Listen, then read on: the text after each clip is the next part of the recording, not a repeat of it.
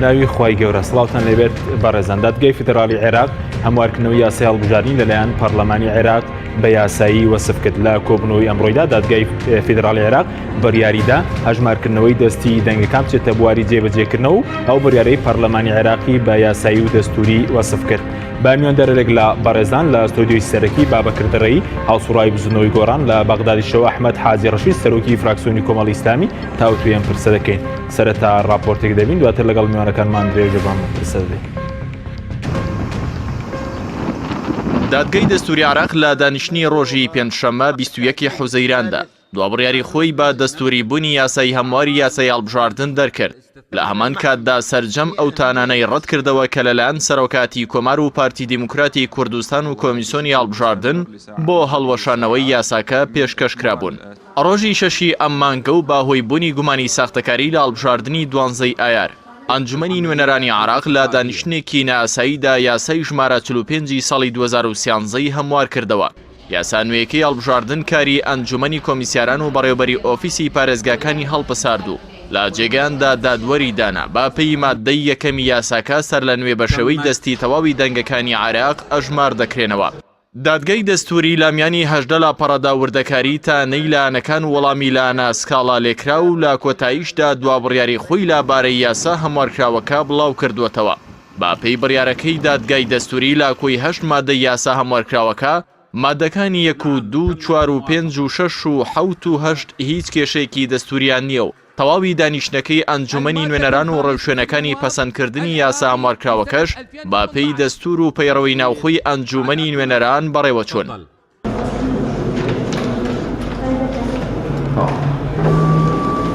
سەبارەت بە مادەی سێش کە خۆی لە هەڵوەشانەوەی دەنگی دەنگدارانی دەرەوەی عێراق و دەنگدانی تایبەتی هەرێمی کوردستان و ئاوارەکاندا دەبینێتەوە. دادگای دەستوری ڕایگەاند ئەم مادەیە لەگەڵ مادەکانی 14 و 20 و بەڕگەی 1 لە مادەی 38 دەستوری عێراق پێچەوانەیە کە تایبەتن بە مافی دەنگدان و ئازادی هەڵبژاردننی نوێنەران. هەر لەبارەی دەنگدانی تایبەت و ئاوارەکان و دەرەوەی وڵات کە سکاڵان لەسەر تۆمار کراوە دادگای دەستوری با پێویستی زانی تا دوای لێکۆڵینەوە لە سکاڵاکان ئەنجامەکان ڕانەگەیەندرێن. لە بەشێکی دیکەی وەڵامی دادگای دەستوریدا سەبارەت بەوتانانەی لە ماوەی یاسایی ئەنجومەنی نوێنەران درابوو. دادگا ڕایگەاند دەسەڵاتی ئەنجومەنی نوێنەران با پێی دەستور تا کۆتایی هاتنی خولی هەڵبژاردن کە کۆتایی ساڵی 4 ڕۆژمێریە و لە یەکەم دانیشتنیەوە دەست پێ دەکات بەردەوام دەبێت. نعم شكرا فيما ثبتت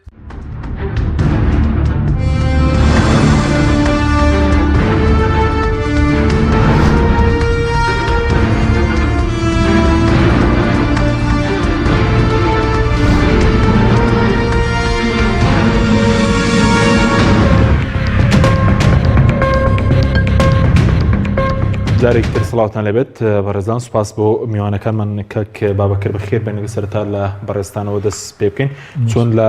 بڕیارەکەی دادگای فیدرالی دەڕوانی بەوەی کە هەمواری یاسای هەڵبژاردننی پەرلەمانی عێراقی بە یاسایی وەسف کردووە ئەو بڕیارەش کە درا بۆ جیاکردنەوەی دەنگەکان بەرەستیەوی شێر بە دەستوری وەسف کرد. بەڵێ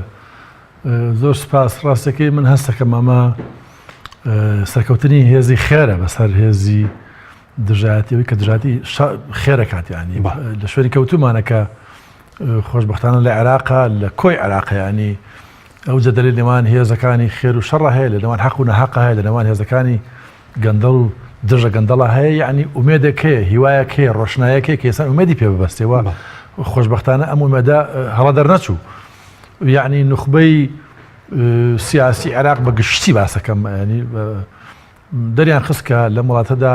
لەم ئەو نخبەیەدا خەڵکانێکن کە وجدانیان نەمردووە خەڵکانێکن کە عقل و منطق بەکارهێنن خەڵکانێکن تەسلیمی مادە و پارە نەبوون خەڵکانێکن تەسلیمی هێز و هێزی ناوخۆ دەرەچی نابن و بە پێی وجدانی ئینسانیەت و قانون بڕیاردن و بڕیارەکەی محکەمەی فیدرالی بەڕاستی جێگای دڵخۆشی بووە جێگای چاوەڕانی خەڵکی عێراق بوو بە گشتی بە کوردستانیشەوە. لەمڕۆ بە بڕای من ئەمە ڕووداوێکی گرنگە و ڕووداوێکە کە دەریەخات ئەم وڵاتە ئەشەیە ومێدمان پێ هەبێت کە ئەم سێ مؤسسە ئەم سێ دەستگای دەستگای دادوەری لەگەڵ دەستگای پەرلەمان کە ئەویش بەڕاستی هەنگاوی باشی نافترەی پێشوو لەگەڵ دەستگای تەنفیزی حکوومەت ینی کابینە کە ئێستا عەبادی سەرۆکاتێکە هەمویان ئومێدەکان تایە بۆ ئەوەی کە ئەم وڵاتە بەڕاستی بەرەو لاڕێ نەڕوا بەرەو ئەوە نەڕوا کە ئینسان بەرەو تاریکایی بڕوە یعنی بچینە تونێڵێکەوە کە ئومێد نەبێت تێ دەرچین لەو ڕۆوە من هەستەکەم بڕیارەکەی مەحکەمەی فیدراڵی بڕیارێکە کە لە عقارێکی دروستایە و ئەتوانێ حەق بجێڕێتەوە بۆ خاوەن حەق چونکە ئێمە لە کوردستان مەجموعەیەک حیزب غەدرمان لێکرا لە باشوور و ناوەڕاستیش ژمارەیەک حیزبیکە غەدریان لێکراوە و ئەمە نخبەی سیاسی یاخود نخبەی قانونی وڵاتەکەی بێمە حەلکە ئەمانەیە ئەمە دوڕیانێکی مێژووی گەورە و خەتەرناکە لەم دوڕیانانەدایە کە لەوانەیە وڵات بەرەو وێرانی بڕوا یاخود وڵات بەرەو ئاودانی بڕوا ئەگەر مەحکەمەی فیدراڵی بۆ نمونە بڕیارێکی تری باە کە لەگەڵ قازانجی کۆی گشتی خەڵکی عێراق نەگونجایە بێگومە خەڵک پێ ئەزانەیە ڕەنگە خەڵک ماوەیەک سکوتکە بەڵام لە درێژماوەدا من نمونەیەک هێنمە بۆ مۆزوعە دیسان خەڵک تۆڵێ ئەمە کاتەوە بۆ نمونە کاتی خۆی لە رووسیا فترەیەکی زۆر خەڵکی رووسیا خەڵکی سۆڤێت سەرکوت کرا لە ڕووی ئابووریەوە لە ڕووی سیاسی وەڵام لە ئەخیرە کە تەقیەوە وڵاتەکە پارچە بووی تریانی لەم وڵاتەش هەروایە بۆیە بڕیارەکە دروستە و لە عقارێکی دروستە و بەڵام کۆتایی نییە بەڵێ زۆر باش دوای سەرسێ بەس وەکو ڕۆڵی دامەزراوەکان بۆ نمونە ئەوەی کە بڕیارەکەی ئەمڕۆی دادگای فیدراڵی وەکو ڕۆڵی دادگای فیدراڵی و بڕیارەکانی پێشتووی پەرلەمانی عێراقیش بەڕێز بە گرنگ دەزانی بۆ ڕووبەڕووبوونەوەی ساختەکاری بێگومان وتم ینی هەم پەرلەمانی عێراق دەری خست کە توانایەکی باشی هەیە کە خۆت ئەگەداریە هەموو ئەزانین کە پەرلەمانی عێراق زۆر زەختی لێکرا لەلایەن حیزبەکانی کوردستانیشەوە بەداخەوە کە نەساب تەواو نەکە ژمارەی دەنگدەرەکانی ناو کوشتەکان تەواو نەبێ بۆی کە بڕیار نەدرێت بەڵام ئاخیرەکەی بڕیارەکەیدا و قانونەکەی پەسەند کرد قانونی تعدیلی قانونی کۆمیسیۆن دوایە کە چۆ مەحکەمەی فیدراڵی بێگومان ئێستا ئەمە مەحکەمە کە تەماشای قانونەکە بکەیت تەماشای بڕیارەکەی مەحکەمەی فیدراڵی بکەیت ئەو پەڕی پرۆفێشنالیەت و شارەزایی و دیقەت و تەفسیل لە مەسەلەکەدا هاتووە بۆ نمونە لە بڕگەی سێمەوە بزانم کە باس لەوە کە دەنگدەرانی مەسەلەن هی هێزە تایبەتەکان و فلان و فلانوانی کە تانی لێدا لەلایەن سەرۆکۆمار و کۆمیسیۆنەوە وتیبان هەڵەوەشێتەوە ئێستا ئەوڵێ باش هەڵەوەشێت بەڵام ئەبێت تحقیق بکەین ئایا ئەوانەی کە بۆ نمونە ئێمە معارەزە ئەوانەی کە دەنگەکانمان دزراوە کە وتومان ئەم دەنگانە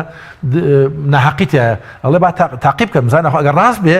دەنگات ساختە بێ ئەویش هەڵەوەشێتەوە ئەو کاتە بەڵام محکەمەوە بە دیقەت بڕیارەکەیدا بە بڕایمەوە زۆر قانونیە وردەکاری باشی کردووە یعنی وەکوتم ئەمە ئومێدێکە کە خەڵک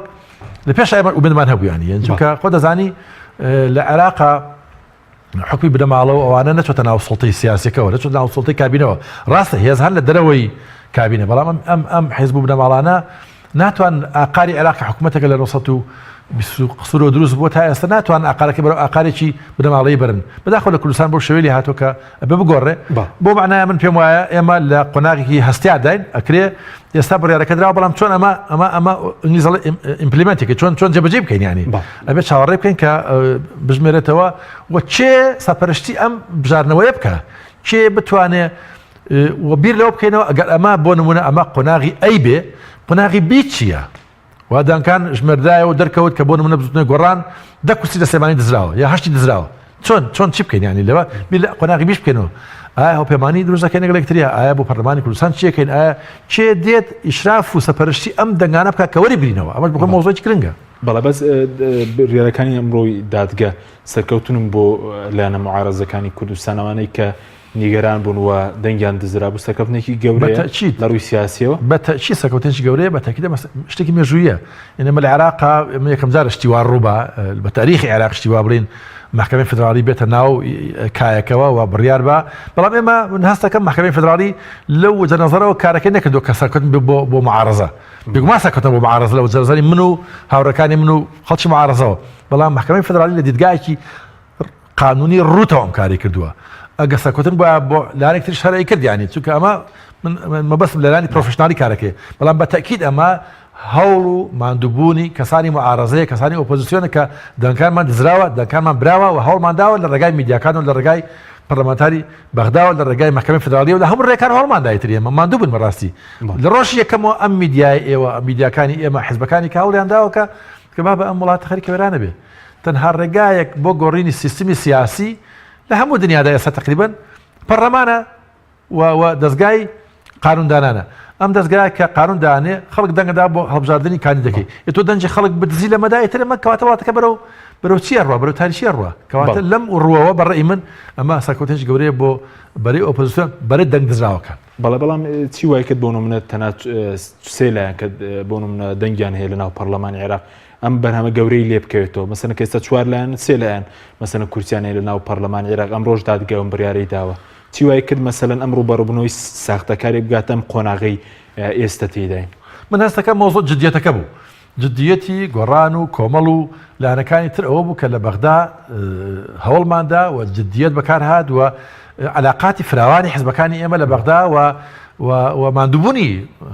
پەرلەمانتەرەکانی کۆمەڵ و گۆڕان و لایەنەکانی ترکە لەگەڵمان بوون ئەمانە وای کرد کە ئەم حەقە نەفەوتێ و مەسەلەیەک ترژەوە بوو کە لە بەغدا خۆشی دەنگ دزرا بوو لەوێ شەندێک حزب غەدریان لێکرا بۆ ڕاستیەکەی ینی لە سونەکان و ئەمە وای کرد کە هەم سونەکان هەندێک شیعەکانیش لایەنگریەوە بکەن کە دەنگیان دزراوە لەگەڵ معارەزەی کوردستان پێکەوە دەست لەناو دەستێک توانی ئەم بەرەنجامە باشەی هەبێت بێگومانەمە وەکو باسم کرد ئەکرێ وەکو قۆناغی وەرچەرخان لە کۆی پرۆسی سیاسی عێراق تەماشاکە کە بێگومان گرنگە بەس هۆکاری چێکە ئێمە دەبینین ئەمڕۆ تانەکانی دادگای فیدراڵی ئەوانەی کە دژی یاساکە بوون تەنابوو منە یەکێتی لە ڕێی سەر و کۆمارەوە پارتی تانەی هەبوو کۆمیسیۆنی هەڵبژاردنەکانیش تانەیە بوو کە خۆیان ئەوانیش لە کارەکانیان تەجمیت کراون هۆکاری چێکە لە ناو هەموو لایەنە سیاسەکانی عێراق تەنها دوو هێز مەسەلەن نیگەران بوون لەم هەموارە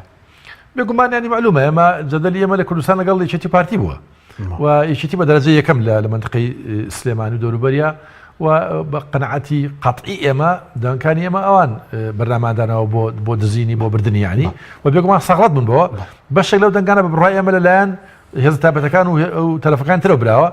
ئەمان بۆیە زۆر سەغڵەت بوون بەوەی کە هێزە تایبەتەکان و هێزەکانی چەکداروانە دەنگدانیان مسۆگەت بکەن وەختێک کە ئێمە وتمان دەنگەکان حساب نەکرێت بێگومان سەغڵەت بوون و بوو شکاتیان کردووە خسکاڵان کردو لە محکەمەی فیدراڵی ئێستا محکەمە کە ڕەتی نەکردوێتەوە محکەمە شتەکەی تەواو قبوڵ نەکردو لەوانش ئەڵێ ئەبێ تحقیق کرێ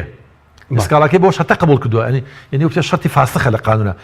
بۆ مەرجە دادگای فیدراڵی ئەوەی قبول کردووە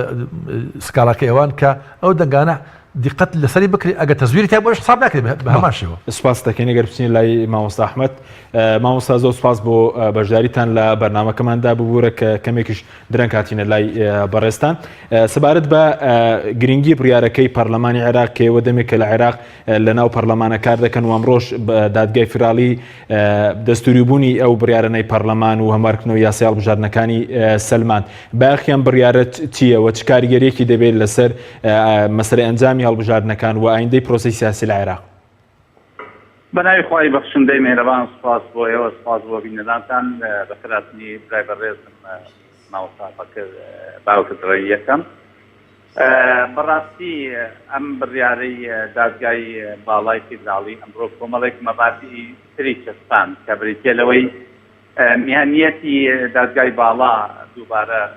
چەسپێنرایەوە دووبارە ئاشکرا کرا کە ئەم دادگایە لەم بڕیارە شیاسی کە بابە مطلقی قسە نەکەین لەم بڕیارەیشا بێلایەنی خۆی سەلماندووە لە ژێر هیچ فشارێک و لە ژێر هیچ با بڵێن زەخت و فشارێکا بڕیارێکی بە شێوەیەک نەدا لە تەرەفێک بێ بڕیارەکە زۆر میهەنی بووە و بێلایەنی خۆی پاراست لەگەڵەوە سێ مەبدەی ئەساسی بۆ پەرلەمان ئیزافە کرد بریتێ لەوەی کە پەرلەمان ئەتوانێت یاسان نەنێرێ بۆ سەرۆکۆمارکرد ناو دەستورە هاتۆ کە بێ یاساکان سەرۆکۆمار واژویان لەسەرکا پەرلەمان ئەو شەرعیەتەی وەرگرت کە ئێستا ئەتوانێت ئەگەر لە حاڵتێکا سەرۆکۆمار بووە عارقەلەکەوە ئەم خولە بووەتە عارقەلە و پشتگیری لە ئەو لایەنانەیە کاکەزی و کزیەکەن لە ڕێگەی ستانەکانیەوە لە یاسا هەموارکراوەکەی پەرلەمان بۆیە ئەتوانێت پەرلەمان لە حاڵەتی وا تەجاوزی سەرۆکۆمار بکات کە بەداخەوە سەرۆکی کۆمار وای لە خۆی کرد کە پەرلەمان تەجاوزی ئەو بکە خاڵی دووەمیان پەرلەمان سەلاحیەتێکی دیکەی بۆ ئیزافە بوو کە ئەتوانێت لە کۆبوونەوەی ئیستثنائیە بڕیارات با بڵێن قانون تەشریع بکە بۆیە ئەمە خۆی بۆ خۆی بابەتێکی تازەیە تا سابقەی وامان نەبووە خاڵی سێهەم پەرلەمان دەتوانێت یاسایەک تەشریعکە دوای ئەوەی نەتایجیش دەرچێ کە ئەم یاسایی ئەمڕۆ ئەم قەراری محکەمەی ئیتیحادی ئەم سێ ڕەهەندە تری ئیزافە کردبوو بۆ مەهامی پەرلەمان قەراراتی محکەمەی ئیتیحادیوە لە ڕووی فەزای قانونیوە ئەوەمان پێڵێ كعراق رغم أو ناكوشي وفساد وإرهاب وشفرزي كهيتي جورك لمؤسساتي هي كمؤسسات الرصين لو أنا دادگای باڵای فیدراڵی پەرلەمان ئەتوانێت یاسا دەرکات لە کاتێکە چەند ڕۆژێکی ماوە و یاسای زۆر حساس دەرکات یاسا زۆر حساسەکە بەرامبەر ئەو لایەنانە کە دەسەڵات و نفوذیان هەیە لە عێراق بەڵام هیچ کام لەو لایەنانە جورئەت و زاتی ئەوە ناکەن کە بێن پەرلەماندا بکەن کە بێن بە شێوەیەک لە شێوەکان حکوومەت تعطیل بکەن هەمووان پابەند دەبن بە یاساوە گەر ئەمڕۆ ملاحەزەی وێبسایت و ئەوانە بکەیت هەموو حیزبە سیاسیەکانی عێراق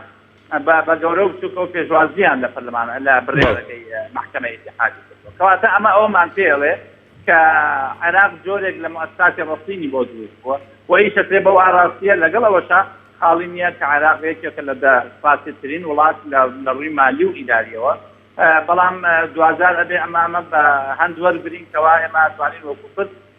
ئیسفادەیەک لەم ئەزموونەی عێراقی ئەوەی بۆ ئێمە و بۆ خەڵکی سەلمێنرا لە ناو چوارچەوەی یاساکەدا ئەوەیە کەوا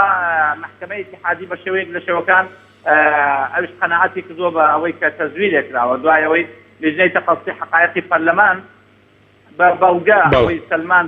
کە تەزویر کراوە دوای حیزبە سیاسیەکان تامیاندا لە نەتایجی انتخابات دوایەوەی لیژنە وەزاریەکەی ئەنجومەنی وەزیران کە پێگاسبوو لە 5 دەستگای زۆر حساسیان وڵاتە کە بریتە لە مخابراتی عام و ئەمنی وەطنی و دەستگای ڕقابەی مالی لەگەڵ دەستگای نەزاها لەگەڵ ئەمنی مفەوەزیە ئەمانەش لە راپۆرتێکە ئەوەیان سەلمان کە بەڵێ تەزویر کراوە لە عێراقا بۆیە محکەمەی ئیتحادی جار تەصدیقی ئەم قەزەی کرد إضافة إلى أمانة دوای ئەوەی کە پەرلەمان توانی لە ڕێگەی کۆمەڵە ئیجراعاتۆ کە سەرەتا بە کۆبوونەوەیەکی استثنایی دەستی پێکرد دوای مەجموعەیەک قەراراتی دەرکرد پەرلەمان دوای ئەوەی مفەوەزیەت هەڵسا بە حەقی خۆی دوای ئەوەی کرد کە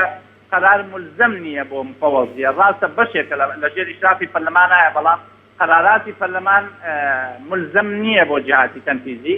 هم پەرلەمان ڕازی بوو بەم قسەیە هم مفەوەزی توانی دیفاعی خۆی پێ بکات کەواتە ئیشەکە لێرە کێکێ ئەتوانێت جوان یاسا بەکاربێنێ بۆیە 2000 پەرلەمان پەنای بردە بەرەوەی یاسا تەشریعکا و توانی یاسایەک تەشریعکا و نصابی قانونیش بەدەست بێنێ ئەمە ئەو ئیجراعاتەمان پێڵێن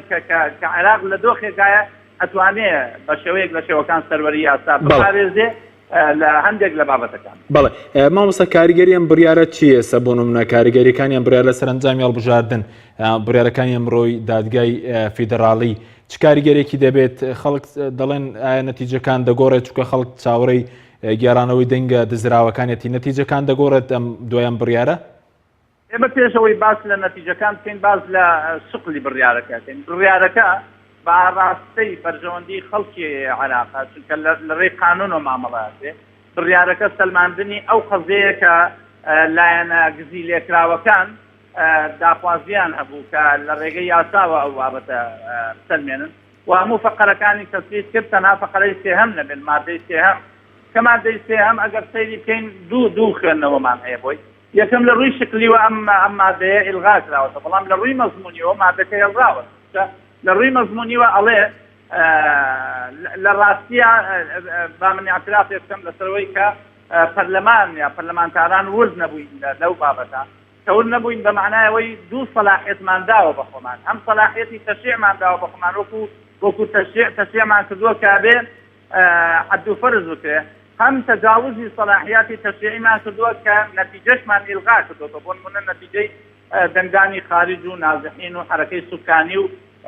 تصویتی مەشروط و هێزە تایبەتەکانی هەرێم کە ئەمە تەجاوز بووە لە سەلاحیەتی خۆمان ئەمڕۆ محکەمەی ئیتحادی ئێمەی پەرلەمانی هێنایەوە خانەی خۆی کە خانەی تەشریعە بۆی تەجاوزی ئەو سەلاحیەتەنەکە کە ئەمە خۆی بۆ خۆی سنووردانانە بۆ پەرلەمان دەستگای قەزایی و محکەمەی ئیتحادی لە عێراقا نایەڵێ تەجاوزی سەلاحیەتی بکەیت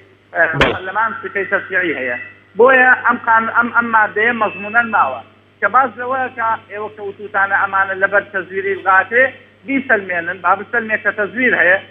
بەچی ئەسەلمێ تەزویر هەیە لە ڕێگەی حەد و فەرزەوە ئەسەلمێ تەزویر هەیە ئەگەر حەد و فەرز کرا و تەزویر ثابت بوو بەڵێ ئەوانەی کە ئێوە باسان کردووە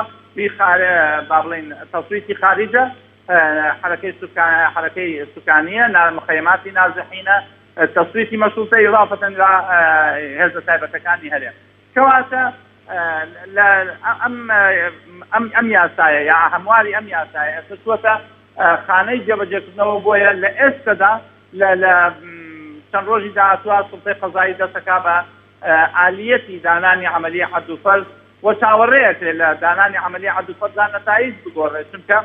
تەنها نەتایج بریتی نییە لەوەی ناو سندوقەکە کە لە هەندێک شوێن وەکو لە هەرێمی کوردستان کە گومانمان نییە لە ناوەی ناوەرۆکی سندوقەکان وەکو دەستگا ئەلکترۆنیەکە لێ کردووە بەڵام فقرەیەک دانراوە لە ناو قانونەکە کە بریتە لە تەطابقی بەسمە یعنی ئەو وەرەقەکە بە ناوی کێوەی بزانین بە چ بەسمەیەک ئەو وەرەقە دەناوە و بارکۆدەکان مطابقەکان لەوە عەمەلیەی تەزویرەکە کەشف بێت دوای ئەوەی سوورەی زەوئیشمان وەرگرتووە تازە و هێزانەی کە گۆڕانکاریان کردووەوە دیسان جارێک کرد ئەگەر گۆڕانکاری بکەنەوە بۆیان ناچێتە سەر چونکە سوورەی زەوئیمان لایە و بارکۆدەکان لە ئەنجامی تەطابقات دەرەکەوێ ئەو تەزویرە بۆیە چاوەڕێی ئەوەی ئێستا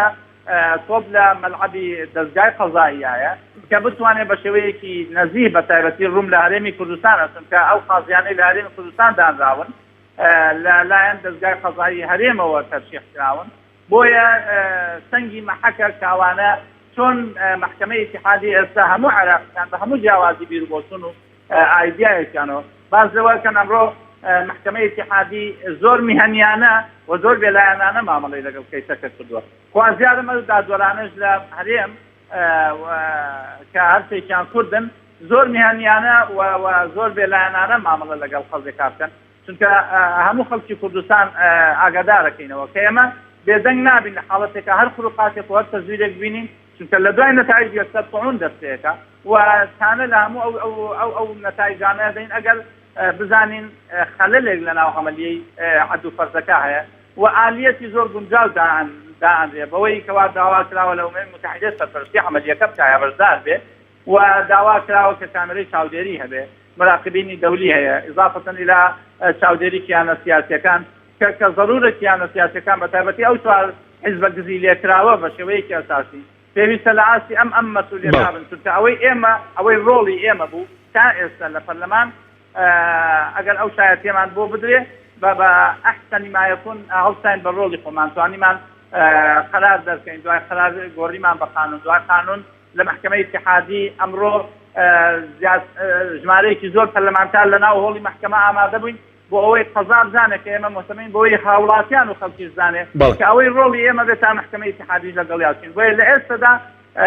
هێزە سیاسیەکانە بێ پلانێکی تۆکمەیان هەبێ بۆ عەمەلیە حەد و فەرز و هیچ بۆشاییەک بکەنێت. بەڵێ سپاس دەکەم دواتەگرم و لای بەرەزت مامۆستا سپاس بۆ بەرزتان کاک بابەکر پێش پرسیاری ئەوم لێ کردی کە بۆچی مەسەلەن تەنایەکێتی و پارتی تانیاندا بوو لەم هەموارە ئەوان زەرمەندی یەکەمن لە جیاکردنەوەی دەنگکان یاخود جۆرێک لە نیفاقی سیاسیش نیە بۆ نمونە پێشتر پارتی دەیود ئەم دادگایەکی سیاسی بەڵام ئەمڕۆ مەسەلەن تانەی دابوو سکاڵای هەبوو لەو دادگایە لەسەر یاسای هەڵبژاردنەکان بێگومان ینی ئەوان متهمی ئەسڵین لە مەسەلەی تەزویرە لە کوردستانە ینی مۆزوع ئەوەنە باسکراوە ینی ئێستا خەڵک هەمووی ئەزانێ خۆشیان ئەزانێ ینی لەناو خودی خۆشیانە کێشە دروست بووە خۆیان ئێترافەکەن هەندێک لە کاندیدەکانی خۆیان ئێترازیان کرد کە ئەوان خۆیان ئەوانیش دەنگکاران دزراوە هەندێک لە کاندیدەکانی خۆیان نەک بڵێن ئەوانەی ئێمە لەبەرەوە مۆزوعی کە نیفاقی سیاسی ئەمە معلومە ڕوون بەتەوە تێپەڕیۆلەوە وەختێک حیزبێکی سیاسی یاخود دوو حیزبی سیاسی لە کوردستانە وەزعی بە حاڵەتێک لە زەلیلی بگات بێت دەنگی خەڵک بدزێ دەنگی حیزبەکانی معارەزە بدزێ تەزویری تیا بکە و وەختێک کە پەرلەمانی مەرکەز پەرلەمانی عێراقی محکەمەی فێدراڵی عێراقی بێتە سەر خەت و شتەکە دەرکەوێت کە تەزویر کراوە این مۆزوعەکە لەوە ترازاوە بڕای بن ینی مۆزوعەکە بێ ئێمە مشوری جدیتری بخورێ ینی مۆزوعەکە بە دڵنیایی و نیفاقی سیاسیە بە دڵنیاییەوە تەزویریان کردووە ئەنی هیچ گومان لەوەدا نیە ینی ئەمە هەمە حەج زەدەر هەڵناگرێ مناقەشە نییە ئێمە لە قۆناغیەوە دەن کە لە هەفتەی داهاتووە هەفتەی داهاتووە شتەکە بچێتە عەلەن ینی بچێتە بەردەمی هەموو خەڵک ئەمە ئاو بدەنکەن ئێستا لە ڕووی پەرلەمانیەوە تێپەڕی لە ڕووی قانونیەوە لە محکەمە تێپەڕی هاتەوە سەر ئەسڵی ینی ئێمە گەڕانەوە سەر ئەسڵی مۆزوعەکە ینی ئێستا و نەتیجەی کە ڕاگەنراوە هەڵوەشاوەتەوە بۆ کۆمیسیۆن ڕایگەیاندووە ئەنجامی هەڵبژاردنەکە بۆ نمونە لیستیەوە یەکەمەوە دووەمەوە هەڵوەشاوەتەوە بەتەکید ئەوەی کە 28 کورسی هەیە و 30 کورسی و 15 کورسی هەیە هەمووی هەڵوەشاوەتەوە ئێستا یعنیەوە سەر دیسانەوە ژمارنەوەی دەنگەکان ینی ئەمە بەخۆی کارەساتە بۆ ئەوە تەمان بێگومان ئەمە فەشەلێکی سیاسی گەورەیە ئەمە دەری خەچی دەرەخات ئەمە دەری خات فشلی سیاسی فشل سیاسەکە چی ینی تۆ مثلا دوای 26 حکومڕانی بێت دەنگ بدزی دەنجی تەرەفەکانی تر بدزی بەچی لە پارێکی زۆر بێت لە وڵاتانی ترکە بۆ شەریکاتێکە ئەم لە ڕێگای ئینتەرنێت و ئەوان لە ڕێگای ئەم جیاز تازانەی کە دروست بووە ئەلکترۆنی ئەمە بکەین مۆزۆکە هەر تەزویر نییە مۆزۆکە ئەوەن تەزویرەکە نییە تەزویرەکە یەک مەقطع پارچەیەکە لە پرۆسێش گەورەتر ئەویش ئەوەیە کە فشلی سیاسی ئەوەیە کە ئەم گروپە لە حکومڕانیە فشلێن هێناوە یعنی بە کوردەکە ئانە بە زۆردارێکی بمێننەوە ئەمانە کۆتاییان هاتووە لە ڕووی ئابووری پرۆژان پێنەماوە لە ڕووی سیاسی پرۆژان پێنەماوە لە ڕووی کۆمەڵاتیەوە دەرکەوت لە ڕووی کۆمەڵاتی و لە ڕووی وەزیان چۆنیە ینی قبولکردنی ئەو وەسە لەلایەن ئۆپۆزیسیۆنەوە کە ئێمەین کە کۆمەڵی ئیسلامیە کە یەکگرتووە کە هاوپەیمانیە قبولکردنی ئەوە ئەش بۆ ئێمە لەمەوە کارەساتە بێتە زەلیلێکی خەتەرناکە خەڵکی ئێمەش قبولی ناکە ئەبێ بەلایەکە بکەوێ ئەم مۆزوعە جای ترم خەباتە مەدەنیەکە درێژە پێ دەی ئەچی سەر جادا ئەچیتە محکەمەی فدراڵی یعنی وەزەکە بۆ شێوەیە خۆ گزیکردن هەرەوە نییە گزیکردن بێ ینی مۆزەکە بۆ ئەیکەی دیارە تۆ جەماوەر نەماوە خەڵکن لەگەڵ نییە تۆ جەماوەر پشتی تێکردووی جەماوەر پشتیت لە تۆ کردووە ڕووی کردوتە خەڵکێکی تر یعنی ئەمە مۆزەکی سیاسی گەورەیە یعنی بەڵام تۆ تەوێ بە فێڵ ئەمە بکەی ینی بە فێڵ لە کاتێکە کە تۆ ئیدعای دیموکراسیەکە یان حیزبانە دیعای دیموکراسیەکەن ئەڵێ دیموکراسی چ ناوی پارتی دیموکراتی کوردستانە چ ناوی یەکێتی نیشتیمانی کوردستانە مان حساب نیشتیمانی و دیموکراتی وانە هەمووی دەرە لە سەدەر چوو هیچ مەرجێکی نیشتیمانی و دیموکراسی نیشتیمانی کامەیە تۆ مەسەرەن بێ دەنجی حیزبەکانی خۆت برزی بیکە بەی خۆت و بە فێڵ و تەڵەکە بێت ینی بە پرۆسەیەکی ئەبێ ئەوان زۆر سپاسی معارەزام کردایە کە بە شێوەیەکی مەدەنیانە هاتووەتە پێشەوە بۆ ئەوەی کە لەگەڵمانە بێت بە پرۆسی دیموکراتی ببڕێ یعنی ئەگەر وان نەبێ خۆ ئەگەر ئەم زوڵم و زۆرە بەردەوام بێ ئەگەر ئەم گەندەڵێ بەردەوام بێ ئەگەر ئەم دۆخە سیاسی لەمە تا دروستیان کرد بەردەوام بێ ئەم وەزەوا ناڕوە ئێمە دەبێت کەوا ئەڵێن ینی خەڵکە ئینزانیم ینی ئەم وەزعە بەڕاستی لە باشەی ئۆپۆزیسیۆنە ماوەتە بۆ دۆخی خۆیان ینی ئەو ئۆپۆزیسیۆنە قبولی خەباتی مەدەنی ئەکات و دام بە خۆیان ئەگرێ بەرامبەر بەم هەموو غەدر و زوڵم و زۆری کە لێ ئەکرێ ئەمە ئازادی سڵتەی سیاسی لەم وڵاتە ئازادی ئۆپۆزیسیۆنە و عەقلانیەتی ئۆپۆزیسیۆنە کە مۆزەڵەم شێوەیە ساماوەتەوە بەڵێ سپاس دەکەم ناوبڕێکمان هەیە بەڵێ بینەرانی بەڕێز ناوبڕێک و دەگەڕێنەوە وڵاتان لەگەڵمان بێن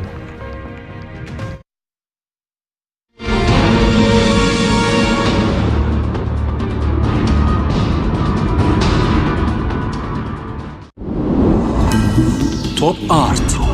تاکە بریکاری تۆڕی میدیایی کۆمەڵ بۆ دروستکردن و بڵاوکردنەوەی ڕیکلام تۆپ ئارت دنیا دیکۆر بۆ کەوانتەر و تەختەی ئەرزی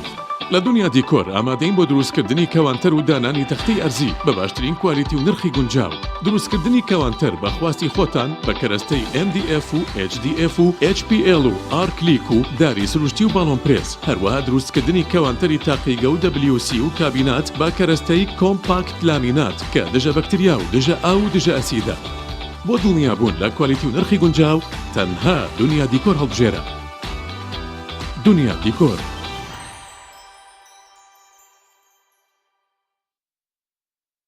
گروپی کۆمپانیەکانی نوێکار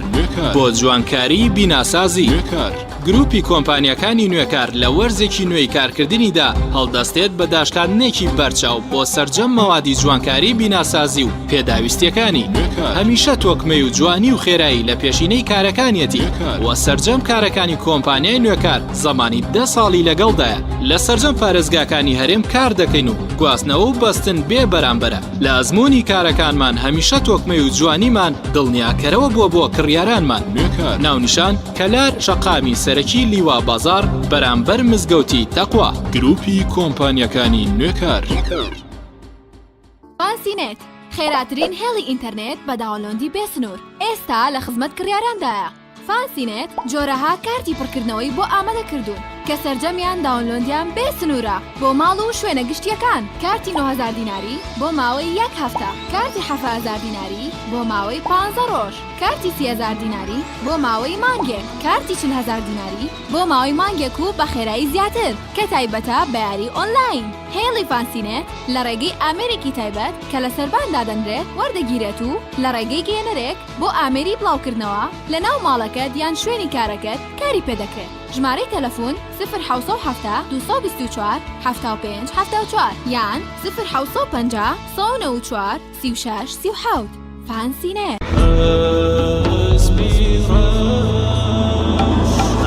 ئەزانن چیا ئەسپیڕەش سەرچاوی چێژە و ڕەونەقدار و گەش بەراکەت و خێر پێویستی ماڵە وەرن لای ئێمە بانەبن بێبەش برنج و ساوار شعری ئەو چایە ماش و نیسک و نۆک ڕۆن و لۆبیایە ئەسپی ڕەشتەنیا و بێوێنە و جیایە چی خواردن هەیە هەمووی مەلایە هێندە هەرزانە کەس نابێ بێبەش کوالێتی بەرز و تام و بۆنی خۆش بەرهەمە شازەکانی ئەسپی ڕەش بەرهەمە شازەکانی ئەسپی ڕەش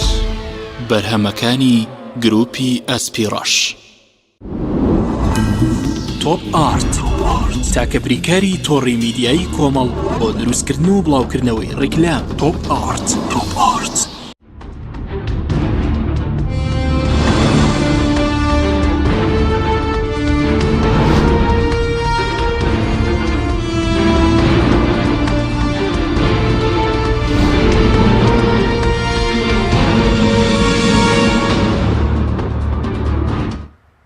جارێکی تر سڵاوتان لێبێت بەڕێزان. مامۆستا ئەحمەد گەبگەرم و لای بەڕێزت ئێوە کو ئەو لایەنەی کە دەنگتان دزراوە پێتان وایە بڕیارەکانی ئەمڕۆی دادگای فیدرالی لە بەرژەوەندی ئێوەدا ئەوە سەرکەوتنە بۆ ئێوە، بەڵام ئێمە گوێمان لەلایەن تریش بوو کە باسییان دەکرد کە ئەوە سەرکەوتنە بۆ ئەوانیش. ئێستا سەرکەوتنە بۆ کامیان ئەو بڕیارانەی دادگای فیدرالی داوێتی؟ با نەتایجی عەدل و فەرز ببینین ئەوەختە دەرەکەوێ بە سەرکەوتنی چ لایەنێکە. من نامەوێ باسەوە بکەم کامە سەرکەوتنە بۆ چ لایەنێک بۆ ئێمە یا بۆ لایەنەکانی بەرامبەرمان، بەڵام ئەمامە سەرکەوتنە بۆ یاسا، سەرکەوتنە بۆ پەرلەمان، سەرکەوتنە بۆ پرۆسەی سیاسی بە شێوەیەکی نسبی بەتایبەت لەم مەسەلەیەدا، چونکە ئێمە ئەوەندە بەدوای ئەوە نین کە بڵێن ئێمە سەرکەوتین بەسەر بەرامبەرەکانمان، ئەوەندە پێویستان بەوایە وڵاتێکی مؤسساتی دروستکەین. گرفتی ئێمە لە عێراقدا و بەتایبەتی لە هەرێمی کوردستانە لایەنێک خۆی بە سەرکەوتووە زانێت کە ئەگەر دەنگێکی بە گزی و فزی بێ نابێت، لایەنێک خۆی بە سەرکەوتووە زانێت کە ئەگەر پەرلەمانی داخبێت، لایەنێک خۆی بە سەرکەوتووە زانێت کە ئەگەر وەزیری ناتبێتەوە ماڵەوە، لایەنێک خۆی بە سەرکەوتووە زانێت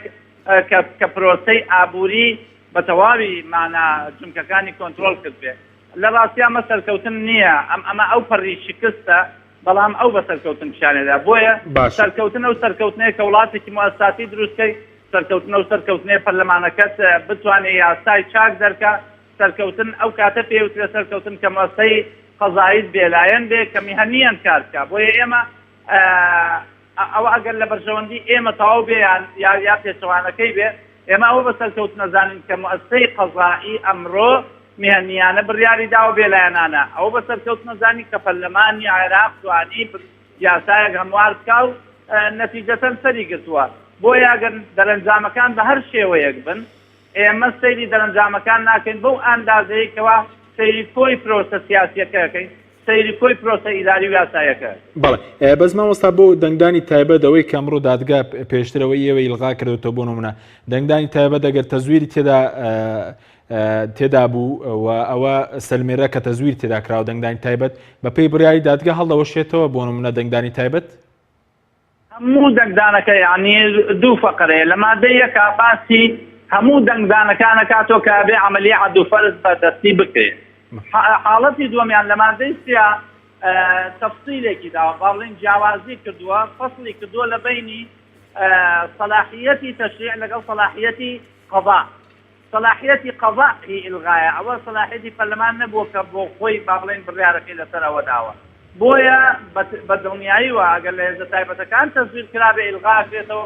بە شێوەیەکی گشتی. بەڵێ ئەی سەبارەت بەوەی کە من نووسینی پەرلەمانتارێکم خوێندەوە باز لەوە دەکا ئەو جاکردنەوەی دەنگەکان کە ئەمڕۆ پەرلەمان بڕیاری داوە تەنها بۆ 1800 کورسیە بۆ نمونە جاکردنەوەی دەنگەکان، بۆ ئەوە نییە بۆ نمە تەناوەیە کە سکاڵای لەسەر نەک هەموو دەنگەکان. ئایا برارەکە چۆن یان دەبێت سەرجەم دەنگەکان هەژمار بکرێنەوە؟ شێگەیە لە عێراقا کێشەی تەویلە و کێشەی تەفسیرە بە شێوەیەکی گشتی لە هەرێمی کوردستانە و بەتایبەتی هەندێک لایەنی سیاسی و هەندێک پەرلەمانتار تەنها هیوایەتیان ئەوەیە تەویل و تەفسیری غیر منطقی بکەن. مادەی یەکی یاساکە زۆر بە ڕاشکاری ئەڵێ عەمەلیەت العەدل والفەرز جەمیع لعموم العراق، یعنی ژماردنی دەستی بۆ تەواوی عێراق. مادەی سێ کاڵێ بۆ ئەو شوێنانەی کەوا شابه و عملیەتە تەزویر مەبەستی لە تایبەتەکانە نازحینە ئەوانە ئەڵێ ئەگەر ئەمانە تەزویریان تیا دەرکە و ئەوای الغاتێ تحصیل حاصلەمە جزئێکە لە کل بەڵێ دڵی خۆیان بەو خۆش نەکەن کە عملیەی فەرزیە دەوی تەنها جزئێکەکرێتەوە عملیەی فەرزیە دەوی تەواوی عەراقەگرێتەوە بە پێی قانونەکە مادەی یەکەم مادەیەکی زۆر وازحە و زۆر شاملە و زۆر کاملە. بەڵێ سوپاس دەکەین مامۆستا دواتەگرێن بۆ لای بەڕێزکە بابەکی سەبارەت بە قۆناغی دوای ئەم بڕیارە ئەو لایەنەی کە دەنگیان دزراوە چ بەرپرسیارەتێکیان لە بەردەمدا لە قۆناغی جیاکردنەوەی دەنگەکان چی بکرێ بەوەی کە تەزویرەکە لەوێ ژوبارە نەکرێتەوە بۆنەوە لە جیاکردنەوەی دەنگدا. بەڵێ گرنگە ڕاستەکەی وەکو مامۆستاش باسی کرد ینی مۆزۆکە حساسە بێت چاوەڕێکن دەنگەکان وەکو قانونەکە باسی کردو وەکو محکەمەی فدرالی باسی کردوکە لە قانونەکە بژمێرێتەوە هەموو عێراقیانی حتا بەوانەی بڵین هێز تایبەتەکان و ئەوانەی کە لە ئاوەرەکان ئەوانەی دەرەوەی عێراقیشانی و لەگەڵ ئەوانەی کە لە هەموو شووا بن ئەوانە بژمێردێتەوە ئەو کاتەکە دەرکەوت وەزاکە چۆنچۆنیە بێگومان مراقبەوە بکرێت کە دەنگەکان وەرگیرێتەوە ببێ بە کورسی ینی ببێ بە کورسی بۆ ئەو دەنگان بە کورسی بۆ هێزەکانی معارەزە بۆوانی کە غەدریان لێکراوە چۆن ئەمە وەرەگریتەوە بۆ خۆی پرۆسەیەکە هەروەها لە کوردستانی شابێ بەڕاستی دیسان مامۆستاش باسی کرد دەستی خۆش بێ ئەوەیە کە ئاگامان لێبێ کە قازیەکانی کوردستان حاکمەکانی کوردستان ئەوانیش بە نەزاهەت و پاچی شەکەی خۆیان بکەن ئەگەر بیکەن خەڵک دەستخۆشیان لێکەن نەیکەن خەڵک پێ ئەزانێ یعنی ئەمە مۆزۆیەکی بچووک نییە چوار حزبی گەورەی کوردستان ینی بێخەبەر من لێ یاخودی هەماریکەن ئەمە علاقەی بە چارەنووسی ئەمەوە هەیە یعنی مە ساڵهای ساڵە خەباتی سیاسیمان کردو بۆی کە خەڵکی بچێتە پەرلەمانی عێراق چاوەڕێوەتانەیە کە ئێستا سێ دادوەر لە شوێنی سێ بەرپرسی کۆمیسیۆن لە شارەکاندانراون چاوەڕێون کارەکان بە باشی بەڕێوە ببن ئەزانی لەم مۆزوعانەدا بێ پێش حەدەس نەکەین پێش ڕووداوەکە نەکەوێت ببینین چونکە ئێستا هەر قسەی بکەین بێتە لە ڕووی دینی و گوناحە لە ڕووی سیاسیش و مەنتەق نییە ینی چونکە ئێمە ببینین وەختێک کە بینیمان ئەو کاتە حکومە دەین کە ئەگەر ئەوانی شەکان باش بوو دەستخۆشیان لێکەین ئەوە نیشانە ئەبێت بۆ قۆناغێکی باش لە کوردستان وەکو عێراق وەکو دیسان مامۆستا باسی کردە من پێشتر باسم کرد کە لە عێراقا کۆمەڵک دەستگای تۆکمە و ڕەسینمان هەیە ئێستا دەرکەوت ینی بە عملی دەرکەوت ئەو کاتە ئەتوانێت لە کوردستانیشە هەمان دەستگای قانونی و دەستگای مەحاکممان هەیە کە ئینسان ئەتوانێت دڵی پێیان خۆش بێ چونکە تۆ لە هەموو دنیادا سێ دەستگای ئەساسیمان هەیە دەستگای دادوەری دەستگای پەرلەمان قانوندەر لەگەڵ دەستگای حکوومەت کابینە ئەم سێ دەستگای یەکتر تەواو ئەکەن مراقبەی یەکتر ئەکەن لە هەمان کاتە یەکتریش تەواوکەن هێزەکان ینی پێکەوە وڵاتەکە بەڕێوە ئەبن ینی یەکێ لەم دەستگانە نەخۆش کەوت ئەویکان ئەتوانێت فراکوێت چۆن ئێستا مامۆستا ڕوونی کردەوە کە مەسەڵەن لە بڕگەی ژمارە سێی قانونەکەدا ئەوەی پەرلەمانی عێراقا ئەوەی تیاوەکە دەنگدەری تایبەتی هەڵۆشاندەوە محکمە فدرالی بۆی گەڕایەوە بە شەرتێک وەکو باسم کە شەرتی فاسقەوەیە کە دەنگەکان بژمێرێتەوە لەوێژ ینی وەکو هەموو عێراق ئەو کاتە دەرەکەوێت چونکە بەپێی دەستوری عێراق نابێ دەنگی دەنگدەر بفەوتێ مۆزۆکی دەستوریە مۆزۆکی قانونی عەلای عێراقە قانونی عەلای دەستور ینی دەستور قانونی سەری هەموو قانونەکانە بۆیە ئێمە چاوەڕێکین ئەم سێ قازیە هەنگاوی بەڵاتگە لە قازیەکان هەنگاوی داهاتووی ئەو چوار لایەنە دەبێت چی بێ بۆ نمونە لە قۆناغی جیاکردنەوەی دەنگەکان دەبێت چی بکرێ بەوەی کە تەزویر لەم قۆناغشدا ڕوونەدات بڕای من ئەبێ ئێمە چەند لایەنێک بەجددی ئاگادارکەین و بێنە پێشەوە هەم UN ئەتەوەگرتوەکان کە خبرەیەکی زۆری هەیە لە مەسەلەکانی انتخاباتوانەوە بەشداری کردو لە زۆر وڵاتی جیهاندا بۆ سەپەرشتی انتخابات و ئەم خبرەی ڕاستی UN خۆشی مەشاکلی هەیە و گلەی لەسەر و لاندێ وڵاتە ینی زۆر ڕخنەی لێگیرێ بەڵام بەرحاڵ دەستگایەکی جیهانی و معتەبەر ینی اعتیباری پێکرێ ئەبێ ئەو ئاگادارکەینەوە لە هەموو تەفاسیل وڵاتە گەورەکان کە بکرێ سەفارەتەکانیان کۆسوگەریەکانیان بێنە مەیدانەکە ئەوان ئاگادار بن یعنی ئەم جەدەلێکی جیهانی لە کوردستانە ڕووەدا شەڕی ئێمە بۆ دوو مەقۆلێ بۆ دوو مۆزۆی جددیە کە لە دنیادا لە هەندێک شوێن کۆتایی پێ هاتووە بۆ ئازادی و عەدالەت ئازادی لە مەسەلە سیاسیەکان عەدالەت لە مەسەلە ئابووریەکان هیچی تر نییە ئەمە ئێستا یەکەم شەڕێکە بۆ ئازادی بۆ دیموکراسی و بالتالي لە ڕێگایەوە بۆ عەدالەت تەوان چونکە کە تۆ ئازادی هەبوو و تەزویر نەکرا تۆ بە ئازادی خۆم دەنگەدەم و دەنگەکەم نافەوتیەوە ئازادیە ینی ئێستا ئازادیمان لێزەوتەکەن ینی لەبەرەوە وڵاتە گەورەکان بێنە پێشە چونکە وڵاتەکان خۆیان ئەوان ئەم قۆناغانیان بڕیوە لەبەرەوە پێویستە نوێنەرەکانی ئەوان لە کۆنسڵگەریەکانە لە سەفارەتەکان ئاگادار بکەنەوە هەروەها ڕێکخراوەکانی بەقی ئەوان گرنگە بە بڕایمە ڕێکخراوەکانی کۆمەلگای مەدەنی جیهانی زۆر گرنگە ئەو ڕێکخراوانی کە بەقەدەر وڵاتەکان هەندێک نفوزیان هەیە ئەوانە بێنە ناو کایەکەوە بێنە ناو انتخاباتەکەەوە بێنن بۆ مراقبەکردنی ئەو دەنگانی بلانی کەم کوردستان ینی باسی کوردستانەکەی دەستا بێن مراقبە بکەن لە دوای ئەو ڕێکخراوەکانی لە ئاسی جیهانی اعتیباریان هەیە کە ناوەکانم زۆر بێگومانەوەە خبران هەیەوانی ژیانی ئەمنیستی ئینتەرناشنال لە هەندێک مۆزوع منظمەیەکی جیهانیە نازانم لە مەسەلا کرێ دەوری هەبیان نازانم بەڕاستی من بەڵام دوای ئەوان کیانە سیاسەکان خۆیان ئێمە کیانە سیاسەکان خۆمان تۆزە تاوانبارین مقاصر بووین بەڕاستی ئێمە کاتی خۆ لەم بەرنامە لەم تەلەڤیزیۆنی و باسم کردووە کە ئەکرا ئێمە باشتر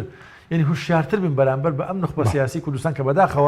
بەداخەوە تێناگا کە بەداخەوە ناتوانێت پێشکەوێت کە بەداخەوە موقعی خۆی و بەرامبەرەکانی تێناگا کە بەداخەوە ناتوانێت لە گەشەکردنی هوشیاری کۆمەڵگای کوردی تێبگا ئەبێ ئەم کیانە سیاسانی کوردستان کۆمەڵ گۆڕان یەکگرتو هاوپەیمانی هوشیار بین بەرامبەر بۆ کەچیە گوزەر وڵاتەکەمان بەڵێ سوپاس دەکەم مامۆستا ئەحمەد سەبارەت بە قۆناغی جیاکردنەوەی دەنگەکان ئەوەی کە بەرەز وتت بڕیارەکانی ئەمڕۆی دادگا و هەمواری یاسای هەڵبژاردنەکان ئەوەی سەلماندووە کە دەبێت سەرجەم دەنگەکان جیا بکرێنەوە بەس قسە لەسەرەوەیە کەی دەنگەکان دەست پێ دەکرێت بە جیاکردنەوە و ئالەتی جیاکردنەوەکە چۆنە ئەوەندەی کەوە ئاگادار بن طبعا لە ڕۆژی شەمەوە دادوەرەکان کۆبنەوەی خۆیانەکەن لەگەڵ مۆزەفینی کۆمیسیۆن بڕیار دراوە طبعا ئەمڕۆ بڕیارەکەمان پێگەیشت کە کۆبنەوەیەکی گشتیەکەن بۆ دانانی ئالەتی عملی عەدوفەر کە لە زووترین کاتا بێت جێبەجێ بێت کە ئێستا دەزگای قەزایی وەکوتم تۆپ لە ساحەیەواندایە وە بڕیارە کۆبنەوەیەکەن ڕۆژی شەمەیە یەکشەمە و لە نزیکترین فرسەتا دەستەکەن بە جیاکردنەوەی دەنگەکان زۆر پێشنیاریان بۆ کراوە ئەمڕۆ بەیاننامەیەکی ئومەمی متحیدە یانگۆڤیت دەرچووە کاڵ ئێمە بە تەواوی معنا پشتگیریەکەین لە بڕیارەکانی محکەمەی ئیتیحادی و ئامادەین بۆ پێشکەشکردنی دامی تەقەنی بۆ ئەو بابەتە و داوامان لە ئەمڕۆوە لەگەڵ سەفارات هەندێکیان قسەمان کردووە کە لەم مەرحەلەیە دیسان مەرحەلەیەکی حساسە بێنەخەت لەسەرەوەی چونکە پێش قسەمان کردبوو لەگەڵ هەندێک لە سەفارەتی معتەبەر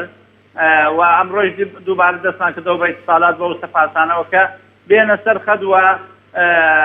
تقنیاتی خۆیان و مشورەی خۆیان چونکەوان تەنهاتوانن ڕاوێژمان پێشکەش بکەن کە ڕاوێژیان پێ بکەین لە مەجای ڕاوێژاوان بتوانن ئەزمموی خۆیان یا ئەزمموی وڵاتانەی کە حاڵەتی ئاوایتیا دروست بووە چۆن معالەجە ئەکرێت قەناعەتم وایە لە نزیکترین فەرسەتا دەستەکرێت بە عەمەلی عەدوفەر بەڵێ مامۆستای زەمانەتێکەیە کە لەم قۆناغەشدا تەزویر ئەنجام نەدرێت بە تایبەتی لە هەرێم یعنی هیچ زەمانەتێکەیە لە ڕاستیا مەسەلەی زەمانات لە مەجالی سیاسیا شتێک نییە کە ناوی زەمانەت بێ شتێک هەیە لەوەی کەوا بەجێنەهێشتنی فەجووە یعنی کەلێن بەجێنەهێشتن ئەوەی کە برای بەڕێزم بابەتت باسی کرد تەیکیدی لێ یەکەمەوە منیش کە ئەو هێزە سیاسیانە بێ لە ئاستی ئەم مەرحەلەیە بن کە نابێ هیچ فەجوەیەک بۆ جێبە ئێمە بەڕاستی فەجوەی گازی عەدوفەرزەوە ئەو فەجوەیەک بوو ئێمە و پەرلەمانتاران فعلەن ئەو فەجوەیەمان ئەو کەلێنەمان دابوو بەدەستەوە و ئەوانەی کە باسی ئەم جیازیان کرد خۆی لە ڕاستیا جیازەکە ئەو کێشەیە نییە گە دەستکاری نەکرێەوە ئینسانەکانن ئەوە گزیکەرەکانن دەستکاری جیازەکەن بەڵام دیسان گزیکەرەکان هەوڵی ئەوەشە دەن لە ئێستادا عملیەی تر بکەن مەسەن گۆڕانکاری تر بکەن بە شێوەیەک شێوەی دروستکەن تەجروبەی ئەلبیسەکەی ساڵی 2004 بەڵێ نۆ بوو ئەوەندە بوو دووبارەکەنەوە ینی ئەمانە هەموو عملیەک واردە لە هەرێمی کوردستان لە سلێمانی بێ یاخود لە هەولێر بێ یاخود لە دهۆک بێ بۆیە بێ ئەو چوار هێزە سیاسیە بە بڕوای من بۆ پێشنیارێک ئەگەر لێم وەرگرن وەکو کادریەکرد لەو حیزبە سیاسیانە غرفەیەکی عملیاتی موحد لە ئاستێکی باڵا پێک بێنن بۆ متابعەیان قەزیانەوە لەسەر خەت بن تاوەکو بە هەموو لایەکۆ ئێمە لە نوێنەران کە لە بەغدا حزورمان هەیە نوێنەرەکانمان لەناو حکوومەتی ئیتیحادی و بەڕێز بەرپرسە سیاسیەکانیشمان لە هەرێمی کوردستان ڕێکخراوەکانیشمان عەلاقاتمان هەمووی بخەینەگەر تاوەکو ئەم مەرحەلەی حەساسە تێپەڕێنچکە بە بڕوای من ئەوەندەی تەسبیتمان کرد کە ئەمانە تەزویریان کردووە ئینجا توانین دوای تەسبیتکردنی تەزویر ئەمانە کە کردویانە چونکە مەسئلەیەک هەیە زۆر جار کەسێکەوە شتێک بەناحەقەبا لە ڕێگەی دزی یا گزی ئەیباس مڵکیەتی ئەم شتە نقڵ نابێ بە مجەڕەدی ئەوەی چووەتە لای ئەو ئللا ئەبێ بەرامبەرەکەی ئەدلە و بەڵگەی تەواو بێن تۆ کە ئەو شتە مڵکی ئەو نیە و بیت بەڵێ سپاس دەکەم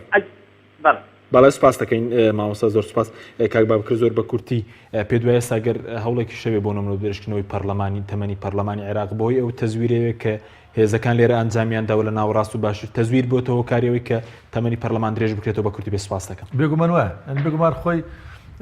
ئەم مۆزۆی تەزویرە بۆ قەزێکی گەورە لە عێراقا مۆزۆیەکی ناخۆش بوو عێراقەوە وڵاتەکەی بەرەو شێوان و شڵەژان بردیانی و هەندێک حزب هەڕەشانە کرد لە باشووریش لە ناوەڕاستیش وە لە کوردستانیش ینی ئەمە ئەبێتە مایەوەی کە ڕەنگە پەرلەمانەتوان لە فترەی کە ماوێتی تا 36 کارەکەمکە ئەمەش بێگومان کارێکی ناخۆشەوە ئەمە زۆرێکە لە تەزویر بۆ هۆکاریەوەی کە پەرلەمان بەتەکید ئەگەر دوای لێبێ بێگومان هۆکەی تەزویرە هیچێکی تر نیە بەڵێ زۆر سپاس بۆ بەڕێز بابەکردڕی هەسوڕای وستەمی گۆران کلەستەوەی سەرەکی لەگەڵ مابوو هەروە بەڕێز ماوەس ئەحمەدی حاجی ڕەشید سەرۆکی فراکسیۆنی کۆمەڵ کە لە بەغدادەوە لەگەڵ مابوو سپاس بۆ بینەرانی بەڕێز سوپاس بۆ ئەو کاران تا بەرنامەیەکی تر خواتان لەگەڵ